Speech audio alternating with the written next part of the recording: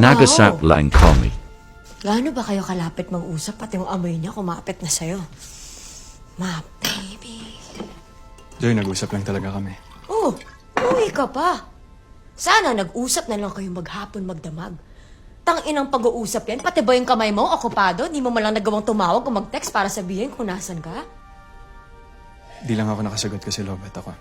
Napaka-timing naman talaga ng pagkalobat ng cellphone na yan. And I know kung ano-ano nang pinagagawa niyo. Joy, ano ba sinasabi mo? Hindi ko alam, hindi ko rin din alam kung anong sinasabi ko. Bakit ganyan ang iniisip mo? Anong gusto mong isipin ko? Nagtitigan lang kayo? Kumain lang kayo? Nagkape? Nagkamustahan?